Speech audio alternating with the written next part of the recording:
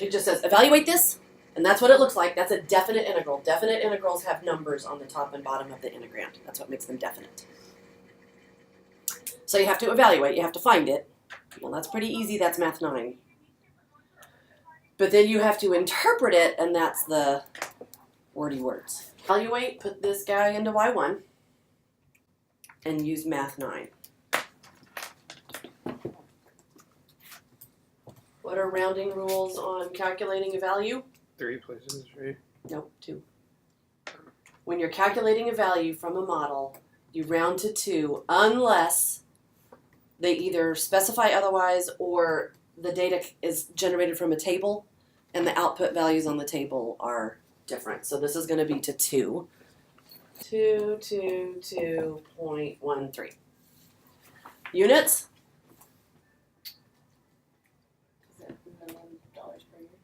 Or just $1 million? $1 million.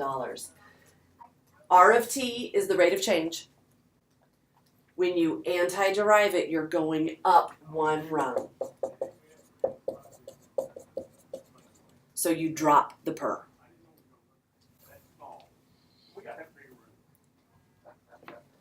All right, so now we get to interpret it, which means it needs a sentence. And you start out by describing what those mean in terms of the problem.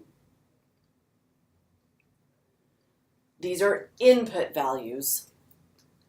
So what does 6 represent in terms of the problem?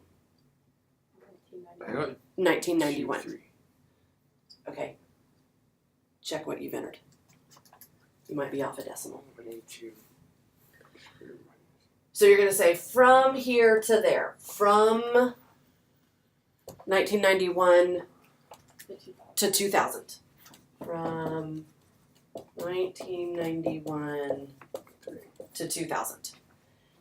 The output variable. Revenue. What this is measuring is revenue. So the tire company's revenue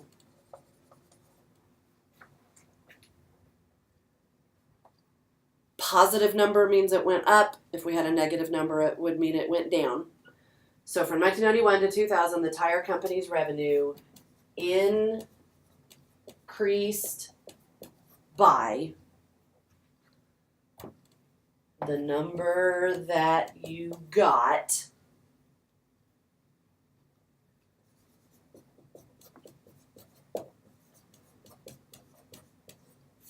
output units. No per, no other stuff. But to me, I love like the little 5-finger summaries or the 5-item checklist because it's one for each finger. So I'm like, okay, I've got to say what those numbers mean in terms of the problem. Check. Then I have to say what the output variable is that we're talking about. Okay, we're talking about the revenue of a tire company. Then I say how it changed. Did it go up or down? And then the actual number, the calculated value. Last thing is just output units.